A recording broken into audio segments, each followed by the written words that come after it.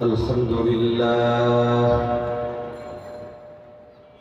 الحمد لله وكفى وسلام على عباده الذين اصطفى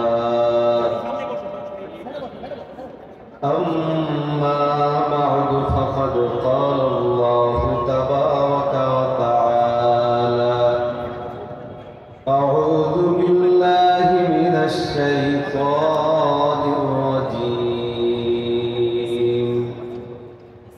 بسم الله الرحمن الرحيم لقد كان لكم في رسول الله أسوة حسنة وقال عليه الصلاة والسلام عليكم بسنتي وسنة الخلفاء الراشدين المهديين أو كما قال عليه الصلاة والسلام صدق الله مولانا العظيم وصدق رسوله النبي الكريم ونحن على ذلك من الشاهدين والشاكرين والحمد لله رب العالمين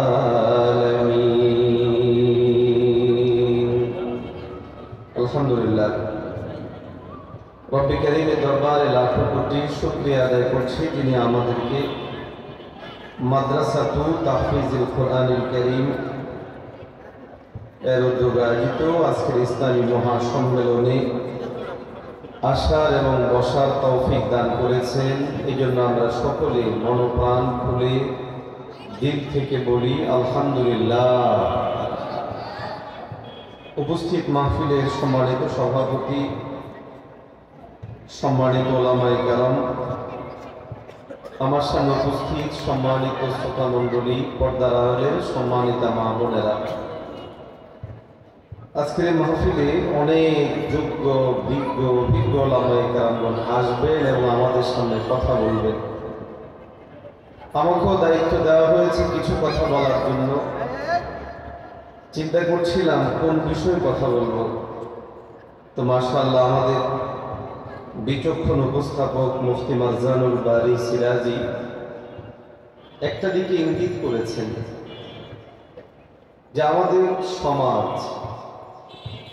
ব্যবস্থা রাসূলুল্লাহ সাল্লাল্লাহু আলাইহি ওয়াসাল্লাম যেভাবে গড়ে দিয়েছে, আজকে আমরা সেই সমাজ ব্যবস্থা থেকে মাহরুম, যার জন্য আমাদের ব্যক্তিগত জীবনে নিরাপত্তা নাই, আমাদের রাষ্ট্রীয় ব্যবস্থায় শান্তি নেই, আমরা আমাদের পারিবারিক জীবনে বড় ধরনের ক্রাইসিসের মধ্য দিয়ে দিনাতিপাত করছি। তা আমি নিয়ত করলাম ওনার উপস্থাপনা থেকেই যে আমি এই সাইডটা নিয়ে আলোচনা করব। রাসূলুল্লাহ সাল্লাল্লাহু আলাইহি ওয়াসাল্লামের রেখে যাওয়া আদর্শ সমাজ এবং রাষ্ট্র ব্যবস্থা কেমন ছিল আর আমাদের এই ব্যবস্থা কেমন হওয়া উচিত আলোচনা করা যায়। আর আসতে বলেন, শুনবেন তো আপনারা ইনশাআল্লাহ। মুহতারাম হাজিরিন, আমরা যদি তাকাই তাহলে দেখব বর্তমান সময়ে আমাদের সবচেয়ে বড় ক্রাইসিস এই দুটো জায়গায়। সমাজ ও রাষ্ট্র বিনির্মাণ কিভাবে করব, আগামী বাংলাদেশের পথ চলা কি হবে, কোন দিকে বাংলাদেশ থাকবে। আমাদের কোনো বন্ধুরা আমাদেরকে বারবার আহ্বান করছেন, বাংলাদেশকে যদি মুক্তি দিতে হয় তাহলে এখানে গণতন্ত্র প্রতিষ্ঠা হতে হবে। এখানে কারো কারো দাবি ছিল সেকুলারিজম প্রতিষ্ঠা হতে হবে, কারো কারো আহ্বান ন্যাশনালিজমের প্রতিষ্ঠা করা লাগবে, কারো কারো আহ্বান এখানে ডেমোক্রেটিকে প্রতিষ্ঠিত করতে হবে। আমরা দৃঢ়তার সাথে বলি ইসলাম বিনে ভিন্ন কোনো পথ পন্থায় পদ্ধতিতে আমাদের মুক্তি আসতে পারে না। যখন বলে ঠিক আছে ঠিক মোহতারাম হাজিরিন, রাসূলুল্লাহ সাল্লাল্লাহু আলাইহি ওয়াসাল্লাম উম্মতের যে সমস্যাগুলো, ওই সমস্যাগুলোর যে সমাধান দিয়েছেন, কিছু সমস্যার সমাধান নবীজি দিয়েছেন থিওরিক্যালি, বলে দিয়েছেন এই সমস্যার এই সমাধান। আবার কিছু কিছু সমস্যার সমাধান নবীজি দিয়েছেন শুধু থিওরিক্যালি নয়, বরং প্র্যাকটিক্যালি। রাসূলুল্লাহ সাল্লাল্লাহু আলাইহি ওয়াসাল্লাম নিজে ওই কাজ করে, যেটাকে আমরা বলি হাতে কলমে শিক্ষা দেওয়া। পয়গম্বর আলাইহিস সালাতু ওয়াস সালাম আমাদেরকে দেখিয়েছেন হাতে কলমে কিভাবে সমাজ নির্মাণ করতে হয়, রাষ্ট্রকে সংগঠিত করতে হয়, রাষ্ট্রকে নির্মাণ করতে হয়। এই জিনিস আমাদেরকে আমাদের প্রিয় হাবিব সাল্লাল্লাহু আলাইহি ওয়াসাল্লাম দেখিয়ে দিয়েছেন। আজকে অত্যন্ত দুর্ভাগ্যজনকভাবে আমরা এই কথা বলতে বাধ্য এবং স্বীকার করতে বাধ্য, আমরা ইসলামের সমাজনীতি থেকে দূরে, ইসলামের পরিবার ব্যবস্থা থেকে দূরে এবং ইসলামী রাষ্ট্র ব্যবস্থা থেকে দূরে। ফলাফল আমাদের ব্যক্তি জীবনেও সুখ নাই, পরিবার জীবনেও সুখ নাই, সমাজ জীবনেও সুখ নাই, রাষ্ট্রীয় জীবনেও সুখ নাই, সর্বত্র শুধু অশান্তি আর অশান্তি। অতএব যদি শান্তি পেতে হয়, ইসলাম ছাড়া আমাদের দ্বিতীয় কোনো বিকল্প হতে পারে? আল্লাহ তার প্রিয় হাবিবকে প্রেরণের পর কালামুল্লাহের মধ্যে স্পষ্ট করে ঘোষণা করেছেন, আল্লাহু তাবারাকা ওয়া তাআলা লাকাদ কানা লাকুম ফী রাসূলিল্লাহি উসওয়াতুন হাসানাহ। ওই মুসলমান ভাইরা আমার, আল্লাহ পাক রব্বুল আলামিন কালামুল্লাহের মধ্যে অত্যন্ত সুন্দর করে বলেন, লাকাদ কানা লাকুম ফী রাসূলিল্লাহ। আল্লাহ বলেন অবশ্যই তোমাদের জন্য পয়গম্বর আলাইহিস সালাতু ওয়াস সালামের মধ্যে রয়েছে উসওয়াতুন হাসানা, উত্তম আদর্শ, উত্তম আদর্শ। তুমি যদি কোনো জায়গায় সমাধান পেতে চাও, রব বলেন নবী সাল্লাল্লাহু আলাইহি ওয়াসাল্লামের কাছে আসো, আল্লাহর হাবিব থেকে সমাধান নাও। সমস্যায় পড়েছো, সমাধান মুহাম্মদ। পারিবারিক সমস্যা, সমাধান মুহাম্মদ। পারিবারিক ব্যক্তিগত সমস্যা, সমাধান মুহাম্মদ। রাষ্ট্রীয় সমস্যা, সমাধান মুহাম্মদ। যত ধরনের সমস্যা আছে সব সমস্যার আল্লাহ পয়গম্বর আলাইহিস সালাতু ওয়াস সালামের মাধ্যমে সমাধান দিয়ে দিয়েছে। আজকে আমাদের সমাজে ব্যাপকভাবে প্রতিষ্ঠিত একটা বক্তব্য হলো ধর্ম আলাদা, কর্ম আলাদা। ধর্মকে কর্মের সাথে যেন না মিলানো হয়, এই জন্য বলে যে ধর্মীয় কথা বলবেন মসজিদে, কিন্তু এর বাহিরে বাজারে ধর্ম টানবেন না, রাস্তায় ধর্ম টানবেন না, পথে ধর্ম টানবেন না, পোশাকে ধর্ম টানবেন না, আচরণে ধর্ম টানবেন না, বক্তব্যে ধর্ম টানবেন না, রাষ্ট্র পরিচালনায় ধর্ম টানবেন না, খেলাধুলায় ধর্ম টানবেন না। ধর্ম কোথায়? সীমাবদ্ধ জায়গায়। ও মসজিদের মধ্যে শুধু সীমাবদ্ধ থাকবে, সর্বোচ্চ আপনার 3.5 হাত বড়ির সাথে। এর বাহিরে আমার পরিবার, আমার ব্যবসা প্রতিষ্ঠান, আমার রাষ্ট্র ব্যবস্থা, আরো যা যা আছে, এখানে ধর্ম টানা যাবে না। এই কথা বলে যে কিছু লোক আমাদের সমাজে আছে না? না, আচ্ছা, ধর্ম টানলে অসুবিধা কি? ধর্ম কি আমাদেরকে সামাজিক কোনো কাজ করতে নিষেধ করে? জোরে বলেন না, আওয়াজ দিয়ে বলেন, নিষেধ করে। তো ধর্ম যখন আমাদেরকে সামাজিক কোনো কাজে বাধা দেয় না, ধর্ম যখন আমাদেরকে মানুষের প্রয়োজনীয় কোনো কাজে বাধা তৈরি করে না, তাহলে ধর্মকে টানতে অসুবিধা কি? যেমন ধরুন, মানুষের মৌলিক অধিকার কয়টি? 5টি। অন্ন, বস্ত্র, বাসস্থান, শিক্ষা, চিকিৎসা।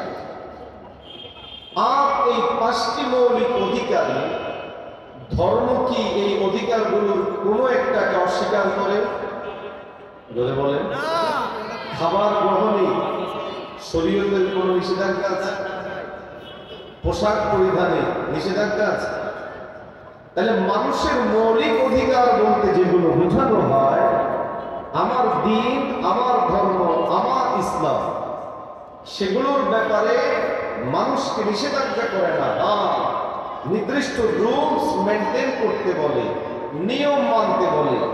আর যে নিয়ম মানার কথা বলা হয়, ওই নিয়ম মানার মধ্যেও মানবতার জন্য আল্লাহ পাক শান্তি এবং শৃঙ্খলা রেখে দিয়েছে।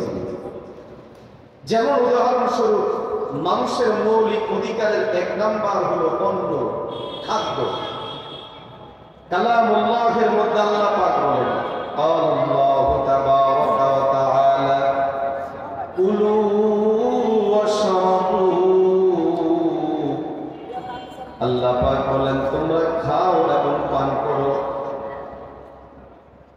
এইটুকু বলার পরে আল্লাহ পরের অংশ বলছেন, ওয়ালা তুসরিফু, রুলস মেনটেন করতে বলছেন। খাবে, পান করবে, তবে অপচয় করবে না।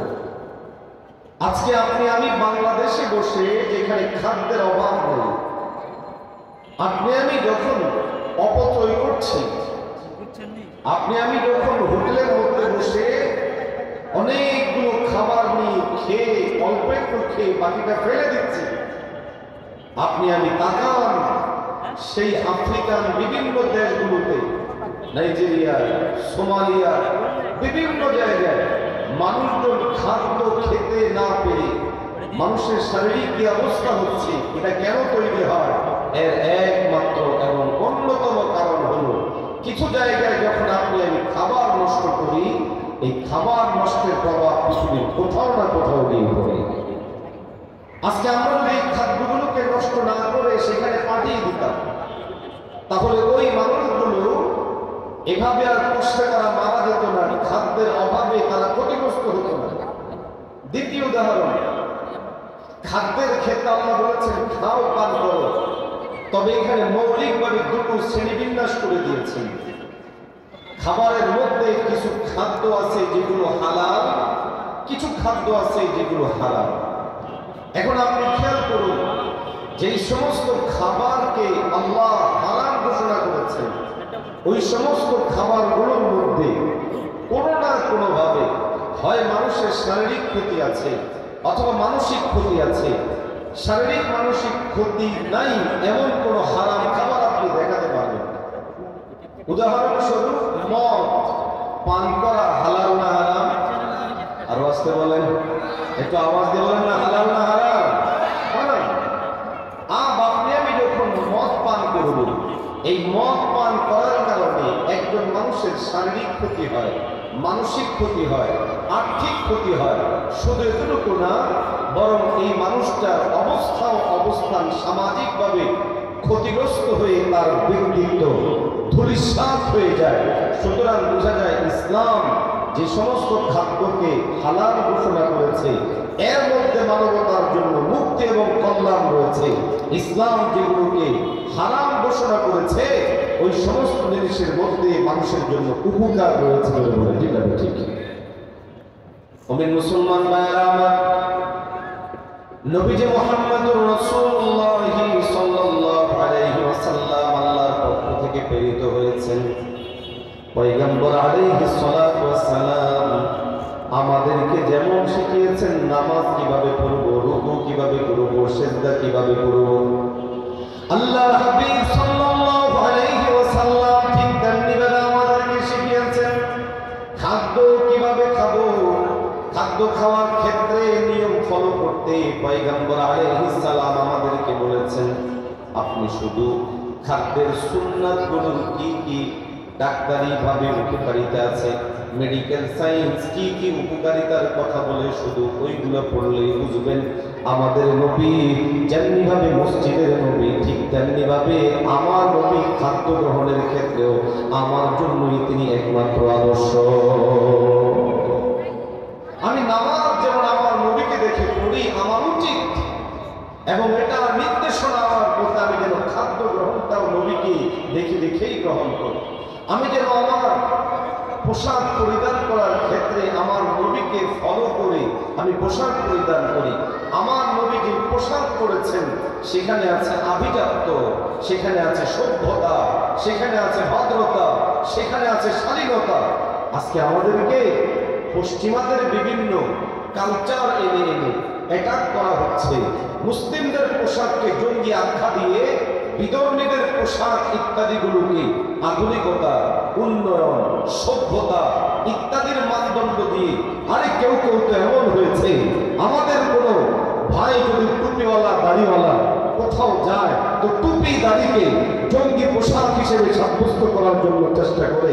দুদিন আগের ঘটনা, একটা জায়গায় কিছু ভাইদেরকে কিছু ভাইয়েরা বলছে হুজুর এখানে আসছেন তো বটে ভালো কথা, তবে টুপি আর পাঞ্জাবিটা খুলে আসতেন ভালো হতো। কেন? এই পোশাকটা জঙ্গির পোশাক। ওই গাদ্দারদের বোঝা উচিত টুপি দাড়ি কোনো জঙ্গির পোশাক না, বরং টুপি দাড়ি আমার নবীর পোশাক। যে বাচ্চারা টুপি দাড়িকে জঙ্গিবাদের চিহ্ন হিসাবে আখ্যায়িত করতে চাইবে তারা গাদ্দার, ইসলামের দুশমন ছাড়া কিচ্ছু নয়। চলে পারে জানে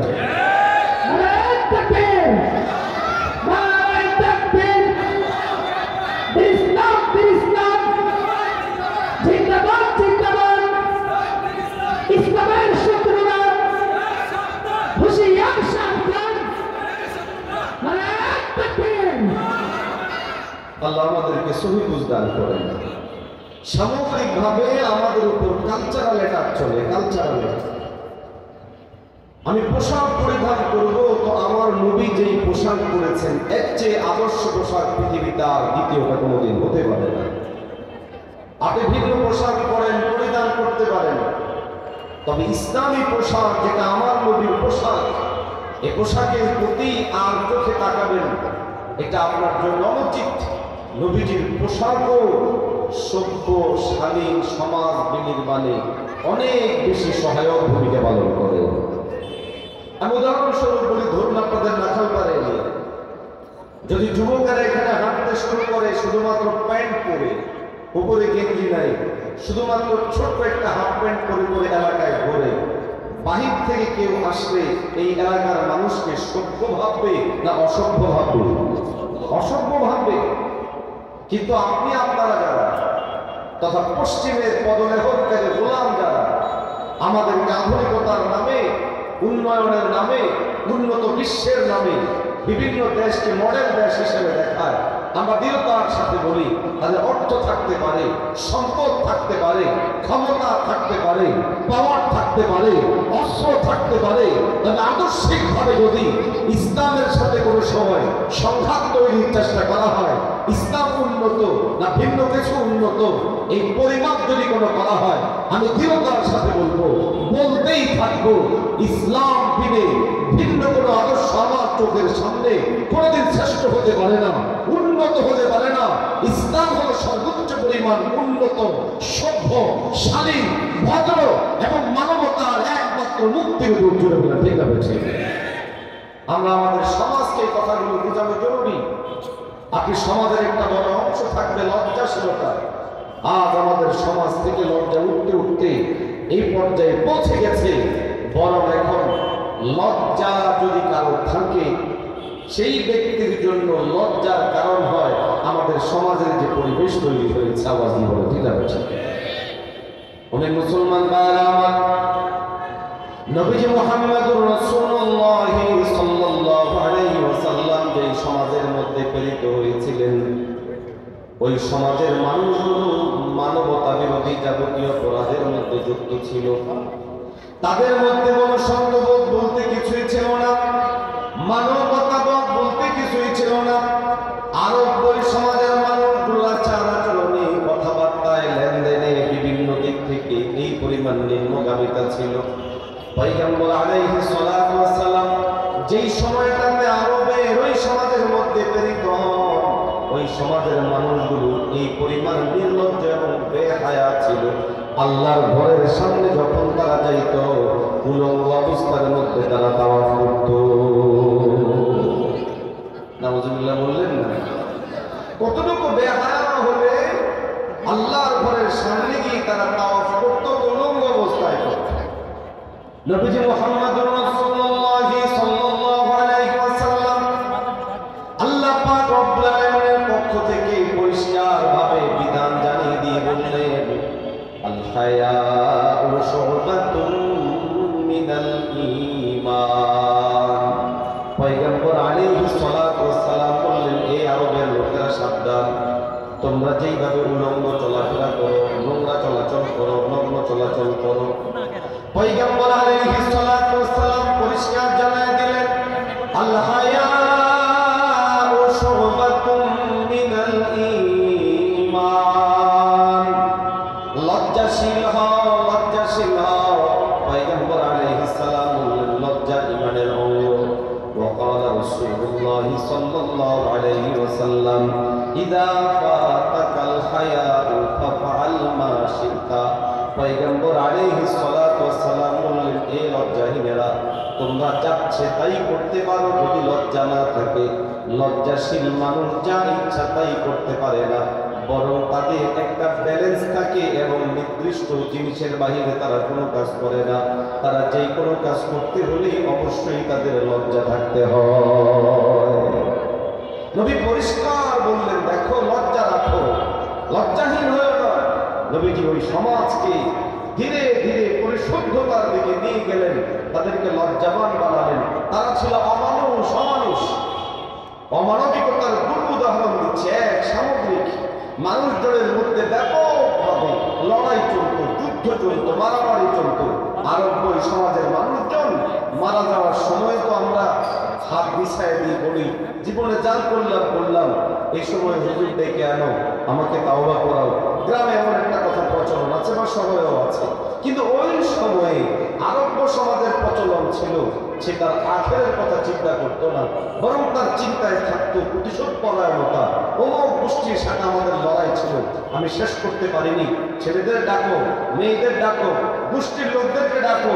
হাতে হাত থেকে তারা শপথ করত, অমুক গোষ্ঠীর সাথে আমাদের বংশগত লড়াই চলতেছিল, দাঙ্গা, এই দাঙ্গা আমি শেষ করে যেতে পারি নাই, তোমরা প্রতিশোধ নিও।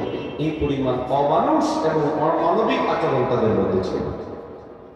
দ্বিতীয় উদাহরণ, আপনারা সবাই জানেন যে আরবে এমন একটা পরিবেশ গড়ে উঠেছিল যে আরবের মানুষেরা তারা যদি মেয়ে সন্তান হতো, সাথে সাথে তাদের চেহারাগুলো একদম কালো হয়ে যেত। কালামুল্লাহের মধ্যে আসছে, রব বলেন, وَإِذَا بُشِّرَ أَحَدُهُم بِالْأُنثَى ظَلَّ وَجْهُهُ مُسْوَدًّا। আল্লাহ পাক রব্বুল আলামিন বলেন, যখন তদানীন্তন কোন আরবকে সংবাদ দেওয়া হতো, রব তোমাকে একটা মেয়ে সন্তান দান করেছে, যল্লা ওয়াজহুহু মুসওয়াদ্দা, সঙ্গে সঙ্গে তার চেহারাটা একদম কালো হয়ে যেত, মারাত্মক কালো হয়ে যেত। মুসলমান ভাইরা আমার, কেন কালো হতো? কেননা আরবে তদানীন্তন সময়ে এমন একটা সমাজ ব্যবস্থা গড়ে উঠেছিল, যেই সমাজের মানুষগুলো মেয়ে সন্তান জন্ম হওয়াকে খারাপ মনে করত। এই জন্য কোনো ঘরে যদি মেয়ে সন্তান জন্ম হয়েছে, সঙ্গে সঙ্গে ওই লোক ভাবতো আমাকে এলাকার লোকজন খারাপ মনে করবে, দেখতে পারবে না, বাজে কথা বলবে। এই কথা চিন্তা করে তার চেহারা স্বরূপ কালো হয়ে যেত। শুধু এতটুকুর মধ্যে সীমাবদ্ধ নয়, বরং একজন বাবা হয়ে সে বিভিন্ন পথ খুঁজতে থাকতো, কিভাবে নিজের পরিজাত টুকরা সন্তান তাকে সে মেরে ফেলতে পারে। নাউজুবিল্লাহ বলেন না, নাউজুবিল্লাহ। কতটুকু অমানুষ হলে, কতটুকু অমানবিক আচরণের অধিকারী হলে নিজের পরিজাত টুকরা সন্তানকে খুন করে ফেলার মতো সিদ্ধান্ত গ্রহণ করতে পারে। আরে মেয়ে হয়েছে তো খুশি। আজকে আমাদেরকে যারা নারী অধিকার শেখায়, আমাদের সামনে যারা নারী অধিকারের কথা বলে, ওরা আসলে অধিকার কি জিনিস বুঝেই না। ও মূর্খরা অধিকার বলতে বোঝে নারীদেরকে রাস্তায় বের করো, নারীদেরকে কাজ করতে দাও, নারীদেরকে ক্ষেত খামারে লাগাও, নারীদেরকে চাকরির মধ্যে লাগাও। আর এগুলো অধিকার না, এগুলো হলো কামলা খাটায়া তাদেরকে বেতন দেওয়া, আর এর মাধ্যমে প্রত্যেকটা ঘরে ঘরে আগুন লাগায়া প্রত্যেকটা ঘর থেকে শান্তিকে দূর করে দেওয়া যাবে। ঠিক না? ঠিক। আজকে যারা নারীদের অধিকারের কথা বলে, সেগুলিকে খবর নেন, প্রতিদিন কি পরিমাণ ধর্ষণের ঘটনা ঘটে আপনি দেখেন। আমাদের কেউ কেউ ওরকম কল্পিত স্বপ্ন দেখে যে বাংলাদেশে যদি ইউরোপ আমেরিকা ও পশ্চিমের মতো নারীরা রাস্তায় ঠিকঠাক মতো বের হতে পারে, তখন নারীদের আর কোনো সমস্যা থাকবে না। দুনিয়ার সব জায়গা আবার ঢাকা শহর নারীদের সবচেয়ে বেশি খোলামেলা চলার জায়গা। আপনি হিসাব নিয়ে দেখেন, ঢাকা শহরে ধর্ষণের সংখ্যা বেশি, ঢাকা শহরে নারী নিপীড়নের সংখ্যা বেশি, ঢাকা শহরে যৌনতার সংখ্যা বেশি, ঢাকা শহরে পারিবারিক বন্ধন নষ্ট হয়ে তালাক ডিভোর্স হওয়ার সংখ্যাটাও এই ঢাকা শহরেই বেশি। অতএব এটা কি অধিকার দেওয়া হলো? ইসলাম তো বলে পৃথিবীর সৌন্দর্য দুই জিনিস, এক সম্পদ, দুই সন্তান। কোরআন শরীফের মধ্যে আসছে, আল্লাহ বলেন আল মাল ওয়াল বানুনা জিনাতুল হায়াতিদ দুনিয়া। সম্পদ, সন্তান, এই দুইটা হলো গোটা জিন্দেগির সৌন্দর্য। অর্থাৎ পৃথিবী সুন্দর হয় সম্পদ দিয়ে, সন্তান দিয়ে। তাহলে আমার দুটো জিনিস লাগবে, এক সম্পদ, দুই সন্তান। আল্লাহ পাক জাতীয় বানিয়েছেন দুইটা, এক নারী, দুই পুরুষ। আল্লাহ পাক নারীর বডি একরকম করে তৈরি করেছেন, নারীর মেজাজ একরকম করে তৈরি করেছেন, নারীর বডি ফিটনেস একরকম করে তৈরি করেছেন, পুরুষের বডি ফিটনেস একরকম করে তৈরি করেছেন, মেজাজ একরকম করে তৈরি করেছেন। পুরুষের মেজাজ হলো সাহসী করা, পুরুষের শারীরিক কন্ডিশন হলো যে কোনো ভারী কাজ, মজবুত কাজ সে নিতে পারে। এই সব জিনিসগুলো আল্লাহ মূলত তৈরি করেছেন পুরুষকে সম্পদ এবং সম্পদের সাথে সম্পৃক্ত যাবতীয় কাজের জন্য, আর নারীদেরকে আল্লাহ বানিয়েছেন সন্তান এবং সন্তানের রিলেটেড যাবতীয় কাজের জন্য। এই জন্য পুরুষ হয় রুক্ষ, পুরুষ হয় এরকম আগ্রাসী টাইপের, পুরুষ হয় মজবুত ধরনের, আর নারী কোমলমতি, আদরণীয়। নারীর বডির স্ট্রাকচার আলাদা, পুরুষের বডির স্ট্রাকচার আলাদা। পুরুষের যাবতীয় দায়িত্ব সম্পদ এবং সম্পদের সাথে সম্পৃক্ত যাবতীয় বিষয়, নারীর যাবতীয় দায়িত্ব হলো সন্তানকে কেন্দ্র করে আদর করো, মায়া করো। বরং আমার আল্লাহ নারীরা যেন সন্তান প্রতিপালনে, পরিবার গোছানোর ক্ষেত্রে যেন কোনো বাধা পেতে না হয়, এই জন্য শরীয়তের বহু মাসালা হালকা করে দিয়েছেন। যেমন পুরুষেরা বালেগ হওয়ার পর জীবনে আর কোনোদিন নামাজ মাপ নাই, নারীদের প্রত্যেক মাসে কমপক্ষে 3 দিন, সর্বোচ্চ 10 দিন নামাজ মাফ করে দেওয়া হয়েছে। পুরুষের জন্য নামাজের সওয়াব পেতে হলে পরিপূর্ণ মসজিদে গিয়ে জামাতের সাথে তাকবীর উলায় নামাজ পড়তে হবে, তাও টাইম মতো। এর বিপরীত নারীর জন্য সময়ের সীমাবদ্ধতা নাই, বরং নির্দিষ্ট সময়ে ঘরে, নিজের রুমে, নিজের চৌকিতে 5 জায়গায় যদি কোনো নামাজ পড়ে, তখন তাকেও সমান সমান সওয়াব দান করা হয়। এখন কতিপয় লোকেরা অধিকার না বুঝে চিল্লা চিল্লি করে, বলে যে নারীদেরকে সমান অধিকার দেওয়া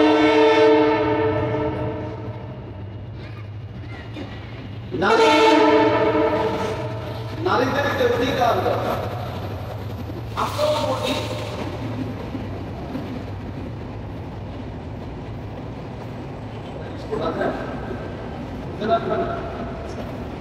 নারীদের অধিকারের কথা বলা, আমরাও অধিকারের কথা বলি, কিন্তু অধিকার কি?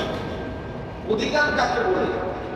তো তারা কালামুল্লাহের একটা বিধানের উপরে অভিযোগ আরোপ করে যে কোরআন শরীফের মধ্যে যে মিরাসের কথা আছে, নারীদেরকে সম্পদ দেওয়ার যে কথা আছে, এই সম্পদ দেওয়ার এই জায়গার মধ্যে নাকি নারীদের সাথে বৈষম্য করা হয়েছে। এই কথা বলে যে লোক আমাদের সমাজে আছে না নাই? আর অজর বলেন আছে না নাই? আমাদের অনেকেও না বুঝে এটাকে স্বীকার করে, ভাই হ্যাঁ নারীদের অধিকার কিছুটা কম দেওয়া হয়েছে। কেমনে? লিদ্দাকারি মিসলু হাজ্জিল উনসাইন। নারীকে যদি 5 টাকা দেওয়া হয় তো পুরুষকে দেওয়া হবে 10 টাকা। তো নারীর সাথে বৈষম্য করা হলো, নারীকে 5 কেন দিবে?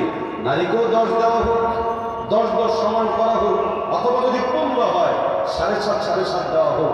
তাদের এই কথা সঠিক না। বিষয়টা বোঝার জন্য আমি একটা ছোট্ট উদাহরণ দিই। একজনকে দেওয়া হলো 1000 টাকা, আরেকজনকে দেওয়া হলো 500 টাকা। যাকে 1000 টাকা দেওয়া হয়েছে তাকে আর একটা কাগজ দেওয়া হলো। ওই কাগজে লেখা আছে বিভিন্ন খাবারের কথা, পোশাকের কথা, চাল ডাল তেল বাজার করতে হবে, 1000 টাকার সাথে লিস্টে দেওয়া হলো, আর যাকে 500 টাকা দেওয়া হলো তার কাছে কোনো লিস্টে দেওয়া হলো না। বলুন তো 1000 টাকাওয়ালাকে বেশি দেওয়া হয়েছে না 500 ওয়ালাকে বেশি দেওয়া হয়েছে? মাশাআল্লাহ। কেন? কারণ 1000 ওয়ালার সংখ্যা বড় হলেও তাকে যে দায়িত্ব দেওয়া হয়েছে দেখা যাবে 1000 টাকা থেকে 1 টাকাও টিকবে না। এর বিপরীতে 500 ওয়ালা টাকা যদিও 500, কিন্তু তার যেহেতু কোনো দায়িত্ব নাই, বাজার করতে হবে না, এই জন্য তার এই টাকাটা পুরোটাই থেকে যায়। হাজরিন, কোরআন শরীফের আপনি ওইটা দেখলেন নারীদেরকে অর্ধেক দেওয়া হয়েছে পুরুষের তুলনায়, কিন্তু আপনি এটা দেখেন না কেন? পুরুষকে দায়িত্ব দেওয়া হয়েছে। পুরুষের কয়েক অবস্থা, হয় সে বাবা অথবা সে স্বামী অথবা সে সন্তান। যখন পুরুষ বাবা তখন তার দায়িত্ব মেয়েকে লালন পালন করো, বিয়ে দাও। পুরুষ যখন স্বামী তখন তার দায়িত্ব তোমার বউয়ের খাদ্যের দায়িত্ব তোমার, পোশাকের দায়িত্ব তোমার, বাড়ির দায়িত্ব তোমার, সব দায়িত্ব তোমার। পুরুষ যখন সন্তান তখন পুরুষকে বলা হচ্ছে, হে পুরুষ তুমি তোমার মাকে খাওয়াবে, মায়ের পোশাকের ব্যবস্থা করবে। এর বিপরীত আপনি ইসলামী শরিয়ার একটা বিধান দেখান যেখানে নারীকে বাড়ি নির্মাণের কথা বলা হয়েছে নাই, যেখানে নারীকে পোশাক কেনার খাদ্য সংগ্রহের কথা বলা হয়েছে নাই। তার মানে হলো ইসলাম নারীদেরকে যতটুকু দিয়েছে এটা তার সেফটির জন্য। আল্লাহ না করুন কখনো যদি বাবা না থাকে, স্বামী না থাকে, সন্তান না থাকে, স্বজন না থাকে, এই জন্য ইসলাম নারীর জন্য এক্সট্রা একটা টাকা রেখে দিয়েছে যেন সে বিপদে এটা ব্যবহার করতে পারে। শুধু এতটুকুই না, বরং ইসলাম এই নারীকে স্বামী থেকে ভাগ দিচ্ছে, ইসলাম নারীকে তার স্বামী থেকে মোহর আদায় করে দিচ্ছে। আজকে কতিপয় পশ্চিমের দালালেরা ইসলাম না বুঝে, অধিকার না বুঝে, অধিকারের স্পষ্ট শব্দ পর্যন্ত না বুঝে শুধু ইসলামের বিরুদ্ধে অভিযোগ আরোপ করে। দৃঢ়তার সাথে বলি, ইসলামের কোন বিধান মানবতার সাথে বৈষম্য করেনি, সমাজকে নষ্ট করেনি, বরং ইসলাম যে অধিকার দিয়েছে গোটা পৃথিবীর কোন তন্ত্র মন্ত্র ইসলামের এই অধিকারের কাজ পর্যন্ত বুঝতে পারবে না। ইসলাম ছাড়া সমাজ রাষ্ট্র কিছুই কোনোদিন কল্যাণকর হতে পারে না। ইসলাম এই পৃথিবীর সর্বশ্রেষ্ঠ এবং সর্বোন্নত সমাজ ব্যবস্থা যদি বলে, ঠিক না বেঠে?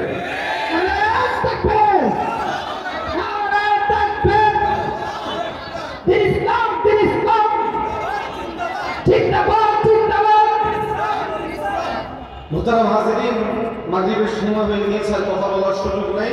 শেষ কথা যেটা বলবো, ইসলামের সৌন্দর্য যদি বুঝতে হয় তাহলে আমাদেরকে সামগ্রিকভাবে ইসলামকে প্রতিষ্ঠিত করা লাগবে। ব্যক্তিতে, পরিবারে, সমাজে, রাষ্ট্রে, ব্যক্তিগত জীবনের ইসলাম, এটা দিয়ে সমাজ রাষ্ট্রের সৌন্দর্য বোঝা যাবে না। এজন্য আসুন আমরা আওয়াজ উঠাই, ব্যক্তিগত জীবনের পাশাপাশি সমাজ এবং রাষ্ট্রীয় জীবনেও ইসলাম চাই। কারা কারা একমত আছেন একটু হাত তুলে বলেন ইনশাআল্লাহ। নারায়ে তাকবীর, নারায়ে তাকবীর। আল্লাহ এই মাহফিলকে কবুল করেন, বলি আমিন।